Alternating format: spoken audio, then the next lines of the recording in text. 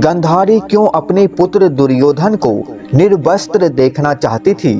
गांधारी के 100 पुत्र क्यों मारे गए? क्या गांधारी ने दुर्योधन को देखा था निर्वस्त्र या नहीं देखा था? गांधारी ने दुर्योधन को क्या वरदान दिया? तो दोस्तों, ये सारे प्रश्नों का जवाब आपको आज इस वीडियो में मिलेगा, तो दोस्तों वीडियो को पूरा जरूर देखना। दोस्तों, ये सारे प्रश्नों का जवाब हम पहले आपको शॉर्ट में समझा देते हैं, उसके बाद विस्तार से जानेंगे। दोस्तों, गांधारी भगवान शिव की परम भक्त थी।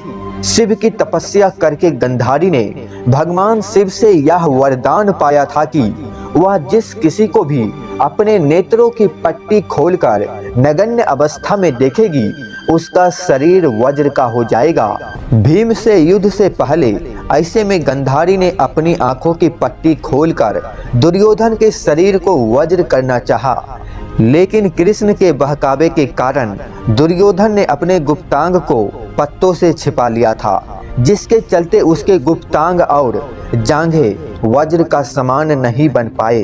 तो दोस्तों, अब विस्तार से जानते हैं। दोस्तों, यह घटना कुछ इस प्रकार है कि गांधारी दुर्योधन से कहती है कि मैं तुम्हें विजय श्री का आशीर्वाद तो नहीं दूंगी, किंतु यह शिव भक्तिनी एक वचन देना चाहती है। हे पुत्र, गंगा जाकर स्नान कर आओ और वहां से सीधे मेरे पास आओ, किंतु ऐसे ही जैसे तुम जन्म के समय थे। तब दुर्योधन कहता है, नगण्य माता श्री। गांधारी कहती है, माँ के समक्ष कैसी लज्जा, जाओ स्नान करके निर्वस्त्र आओ। दुर्योधन कहता है, जो आज्ञा माता श्री।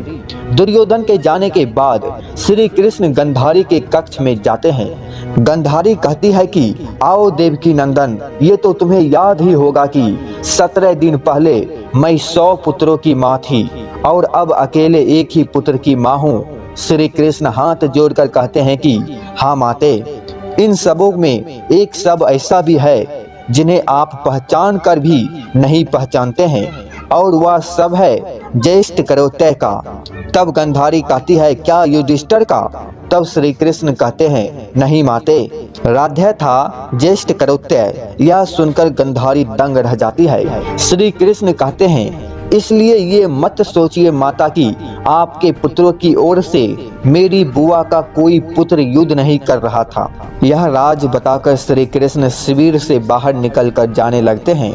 तब रास्ते में दुर्योधन नगण्य अवस्था में अपनी माता के शिविर में जाते हुए श्री कृष्ण को दिखाई देता है। तब श्री कृष्ण हंसते हुए कहते हैं, युवराज दुर्योधन, आप और इस अवस्था में तुम अपने वस्त्र कहाँ भूल आए, और तुम्हारा मुंह तो माता गांधारी के शिविर की ओर है। यह सुनकर दुर्योधन लज्जित हो जाता है।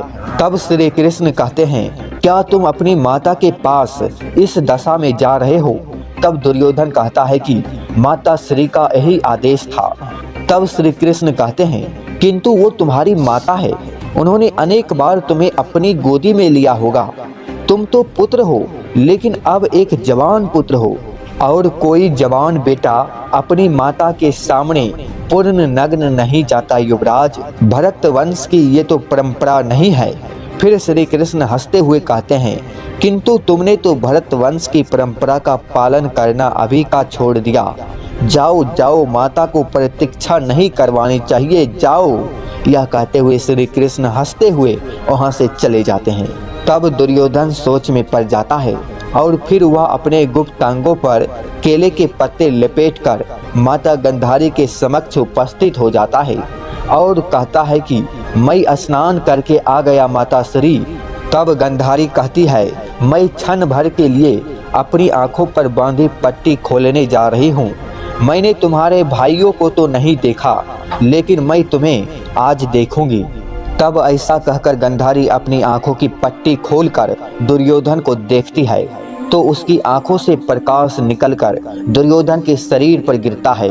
बाद में गांधारी देखती है कि ये क्या, दुर्योधन ने तो अपने गुप्तांग छुपा रखे हैं। तब वो कहती है कि ये तुमने क्या किया पुत्र?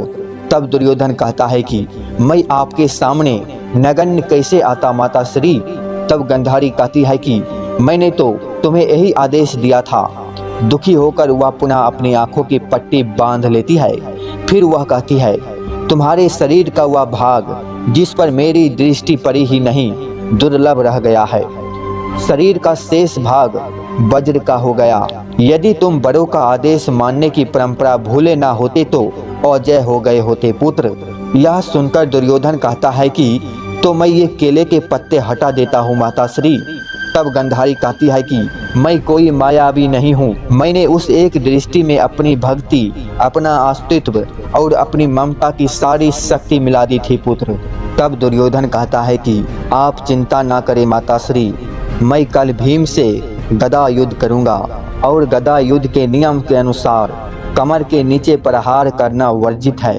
कल मैं उसको इतनी मार मारूंगा कि घबरा कर वीर गति को प्राप्त हो जाएगा। फिर चाहे इस युद्ध का अंत कुछ भी हो, अंत में भीम दुर्योधन की जंघा उखाड़ कर उसका वध कर देता है। दोस्तों, उम्मीद करते हैं आपके सारे सवालों का जवाब इस वीडियो में मिल गया होगा।